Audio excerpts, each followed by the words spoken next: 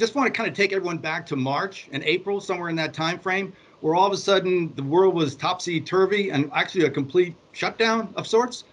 When you look at it from an SIA perspective, what we didn't want the members to think of SIA as MIA, in other words, missing in action. So due to Don's leadership as well as the overall support of staff, we did a lot early on, and we continue that communication throughout.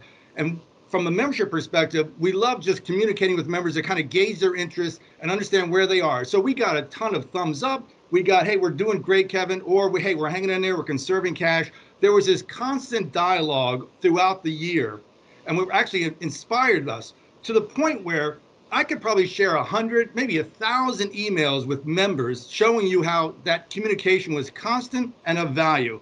In the end, when I look at the membership, I think of words like tenacity, perseverance, determination, resiliency. But the word that really strikes me to the core, Don, and it hits right at the point of what we're all about, is the word grit. And even when you say the word grit, it's almost like it hits you at the heart, the soul, right into your bones. And what I love about our membership, they show real grit throughout this year. They didn't give up. And what even better, they had grit with humor, which I thought was remarkable and certainly inspiring from our perspective.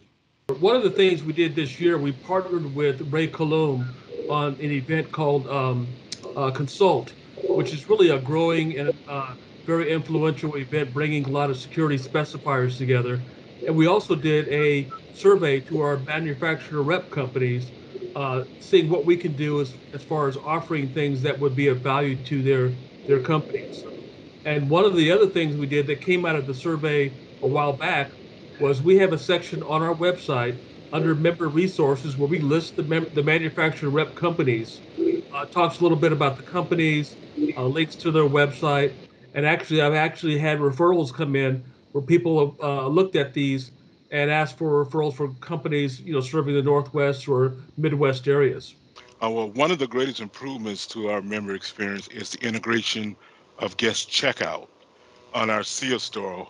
We know that time is a valuable commodity, and spending less time registering for a SEA event is a benefit for any member. Well, it's been a pleasure to join our staff this year, and I joined as the pandemic started. So I've been particularly impressed at how well everyone has collaborated in meeting our member needs. Our staff pivoted and adjusted well to working entirely remotely for most of this year.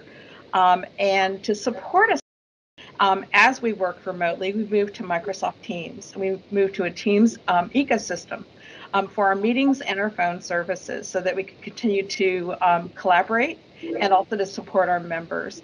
And we've really managed to stay so very well connected and on mission through having our staff and team meetings. We have a strong focus on, through our staff culture, on our performance assessments, goal setting, goal review.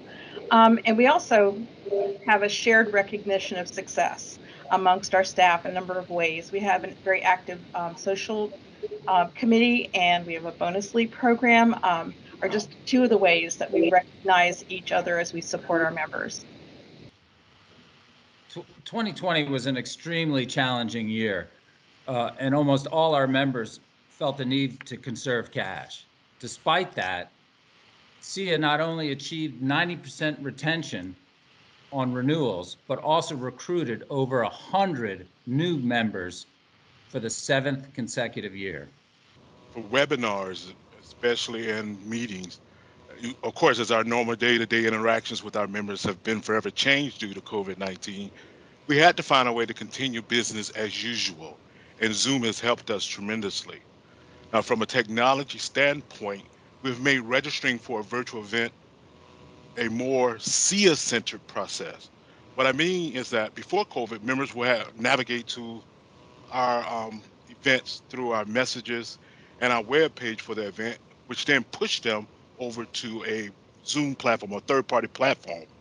As of late September, however, SEIA has integrated Zoom into our workflow in MySEIA, which keep our members home in an environment they know, the SEIA branded website. With that, our members can now join Zoom events by simply staying on our site and complete the registration process as they do for any other event we host. Now, by implementing this process, SIA reinforces our mission to be the catalyst for success within the global industry through information, insight, and influence, even in a virtual world. I don't think I could say enough positive things about the Rise group because they are the most energetic, passionate, driven group of individuals I think I've ever worked with. So every time that even the idea of being stagnant is present, they're pushing the envelope. They want to try new things, more difficult things, things that we really hadn't even considered before. So they push me professionally. I think they push the industry forward, and I'm just lucky to be a part of them. We have we had our first virtual Accelerise this year. So we had our first Accelerise conference in Minneapolis 2 years ago, and this year we did our Accelerise conference completely virtually. And at first we were worried, would the audience be receptive to that? And this group showed up. They've they continue to show up for industry events, for SIA events. They are chomping at the bit to be a part of the SIA community, and I couldn't be more proud of them. We are nearly 800 strong, which is over a 200% increase since last year. So it's kind of incredible the amount of desire for the industry to grow and diversify. The forum has had a very productive year thanks to our active steering committee and forum members. In June, we created the Women in Security Forum Scholarship and awarded 12 students $6,600 in scholarships. We also just launched a speakers bureau, which was created to help bring more women's thought leadership to the industry. And despite pandemic limitations, we've been making a huge effort to try to stay in touch with the forum and its community. We've ramped up our webinar efforts, developed a virtual meet and greet networking series.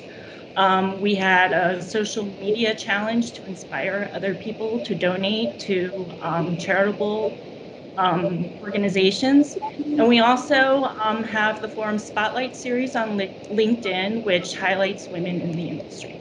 A big part of SIA is not just, maintaining the industry as it is now, but passing the torch of the industry one day to, the next generation, ensuring its growth. And this is a top priority for us. It's one we're focused on and we devote a lot of attention to. To start with, SIA has a student membership program that's free for people who are an undergraduate and offers access to all of our member resources. Over the past year, we've really been kind of driven by this pandemic to examine how we connect with these students. How do we get them to think about this industry that, let's face it, a lot of college-age kids aren't really, aware of. We've been to, me and Ronald Hawkins, who's been a great partner on this, we've been to career fairs. We've set up SIA info sessions virtually at schools. And importantly, we've been tracing down these student clubs, these engineering clubs, computer science clubs, and trying to attend their meetings, getting to meet some of them. And we found that's an approach that really works and gets students engaged and interested.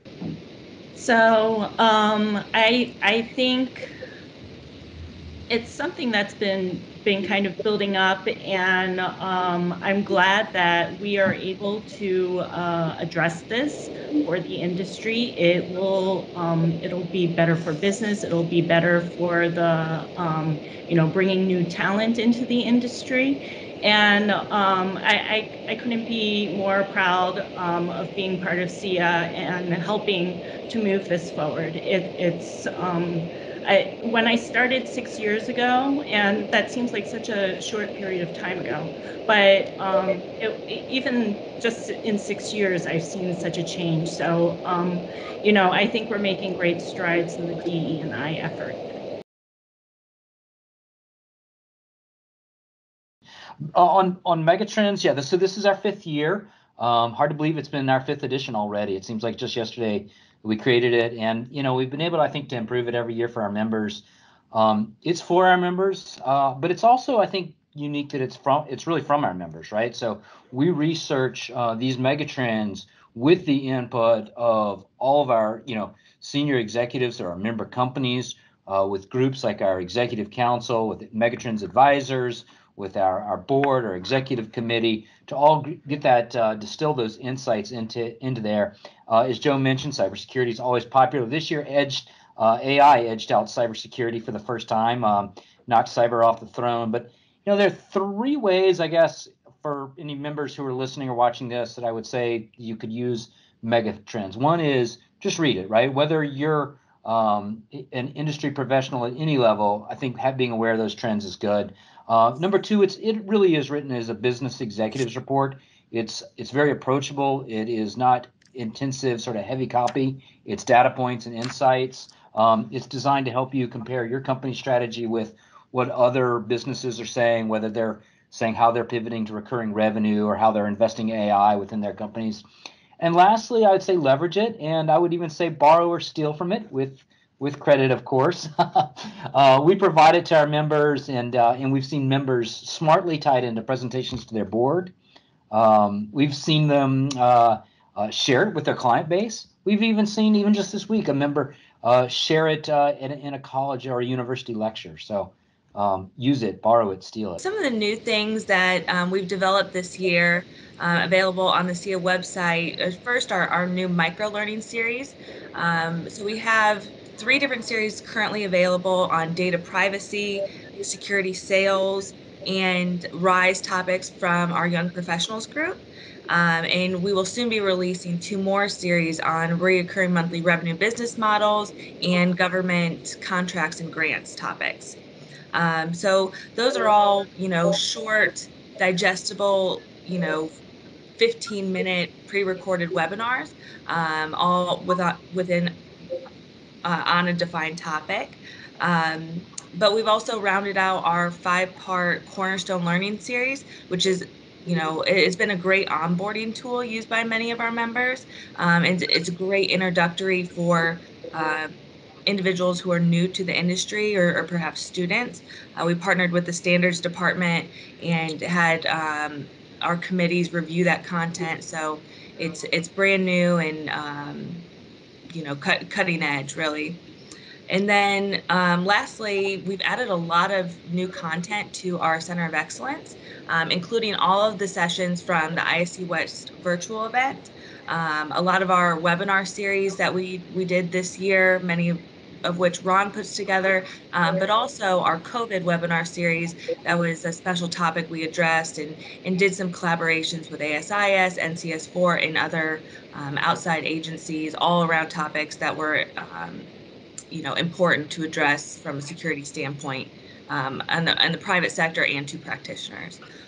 Yeah, so it did. After a 5-year process, OSDP became an IEC standard this year. And it really does bring a strong specification, even more international credibility.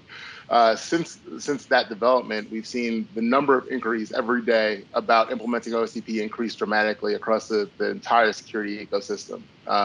So manufacturers wanting to put it in their products, integrators and end customers wanting to use it in their businesses, which is fantastic because the industry does need a more secure and smarter access control standard than we get.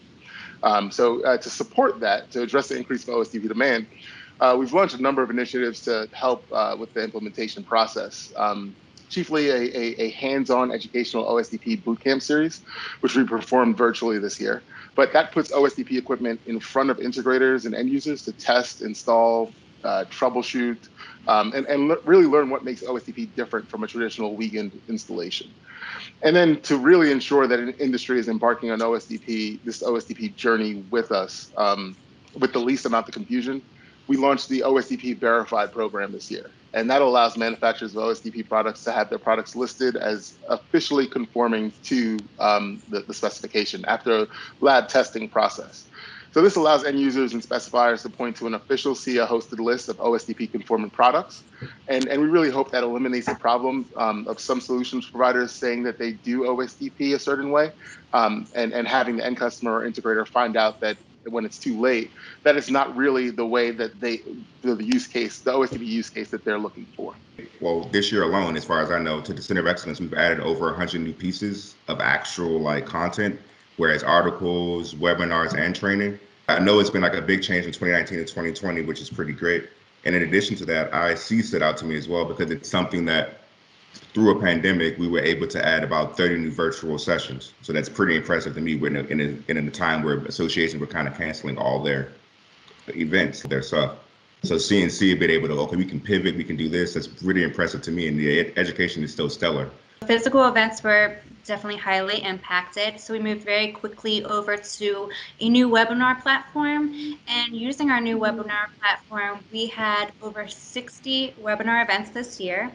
The average attendance or average registration for these events was 100 people. We had nearly 70 member companies contribute to our webinar content. So we've definitely seen the biggest registration and attendance than we've ever seen in the past.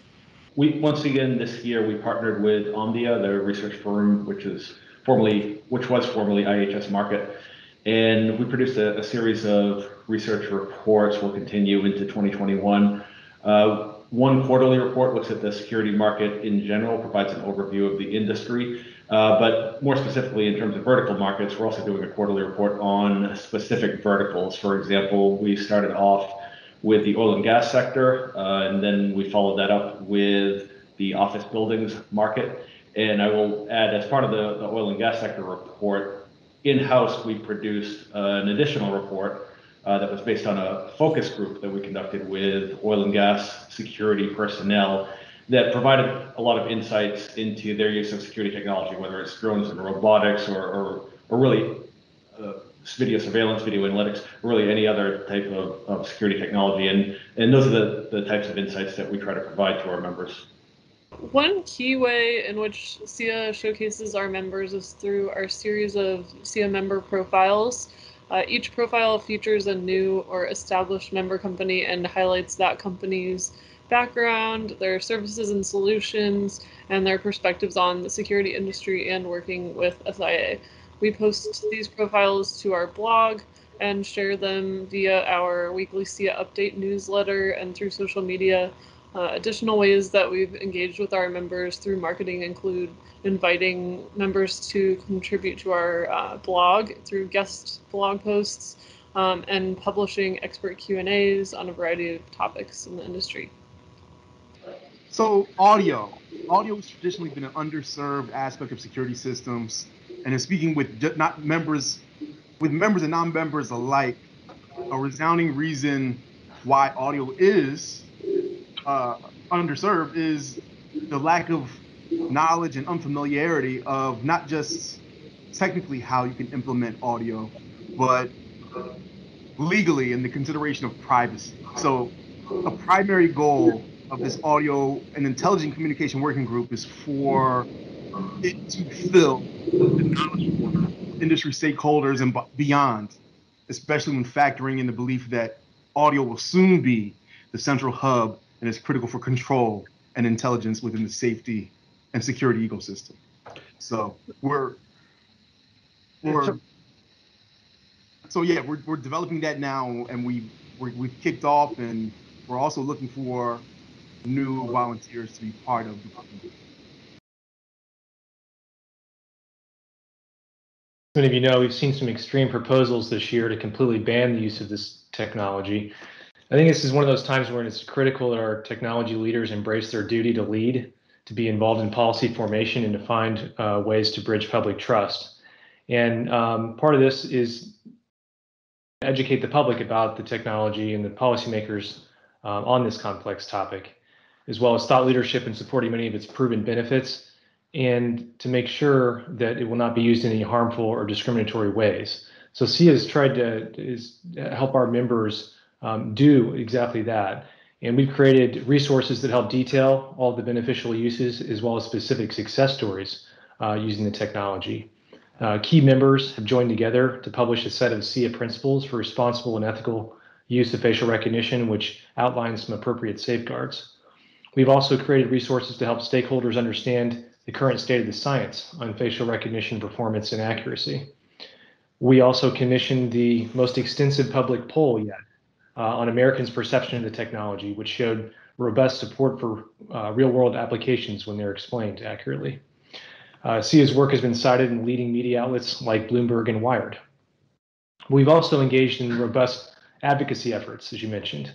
SIA has testified at hearings on facial recognition legislation in 7 states and 3 cities, and conducted advocacy efforts in many others as well.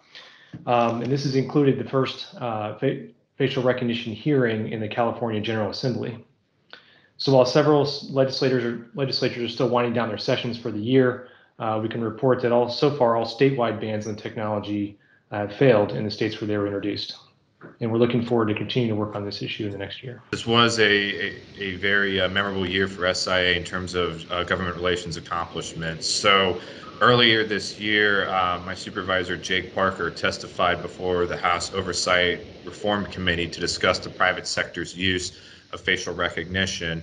And this came as a result of, really strong engagement from the SIA team in terms of going to certain congressional offices and affording them another viewpoint in terms of how this technology can be used ethically under the appropriate oversight. So that was a good way for SIA to insert itself as a subject matter expert in that area.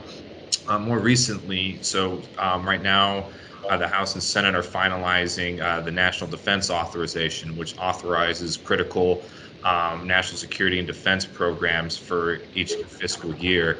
And within that bill, there is a policy priority, a long-time policy priority, in fact, from SIA called the Developing Innovation and Growing the Internet of Things Act, which essentially creates a private-public commission to create a national strategy on how the United States can be a dominant force in the IoT space. And when that bill was initially introduced, there really wasn't much security representation. As we know, the IoT ecosystem can be crippled by a malicious cyber attack or any other exploitable vulnerabilities. So we worked with the bill author's office to ensure that our industry can be represented in such commissions. So if this bill were to become public law, the next step would be to get an SIA subject matter expert to become a part of this private-public commission to ensure that the security industry's voice is registered. And then that way we can ensure that we have a strong national strategy going forward in the future. And then outside of that, so far we have not seen any legislation or amendments looking to ban or place a moratorium on the use of facial recognition at the federal level. And we're going to continue those efforts going into 2021. 2020, we kind of saw some of the usual suspects for the industry, including a large volume of bills that we would consider SIA's, bread and butter. And this kind of includes, low voltage licensing, permitting, school security, right to repair, life safety devices, and also biometrics and facial recognition, which we've become a thought leader on and kind of a subject matter expert. And some of the wins there, as you can tell, it's a large breadth of issues that we cover. Some of the wins there, regarding low voltage licensing, we saw New Jersey enact an expedited licensure reactivation program, which is great for our members there. School security front, we saw Florida enact an Alyssa's law, which requires all public schools to be equipped with mobile panic alert systems, which of course is good for our members, but also keeps students and faculty safe at these institutions as well as the community at large. And of course, we've seen right to repair legislation proposed across the country in Colorado, California, Vermont, and none of those bills have passed thus far, which is a win for us as well. And then on the biometrics and facial recognition front, we've seen some kind of wins, some setbacks there, but the important thing about SIA is we've become kind of the subject matter expert, the thought leader on this issue, and we've kind of went around all across the country to states and localities, some city governments as well, educating legislators, governors, city council members, mayors on kind of how important this issue is and what it kind of includes and entails. And I think that's becoming a really good resource for our members to kind of get out there, to get more involved and to advocate for these products that, add value to people's lives and also keep people safe. Hi, I'm Don Erickson, CEO of the Security Industry Association. I hope you've enjoyed hearing just a few of the highlights that our incredible team delivered this year for our members and the industry. From OSDP and advocacy to new online events and training, unique SIA research and best practices, leadership on DE&I and workforce development, we deliver tangible value aligned with your business goals and needs. As we come to a close on 2020, it is truly gratifying to think about the support of our longtime members and the confidence and trust conveyed by 120 new corporate members who became part of this vibrant and growing SIA community over the past year.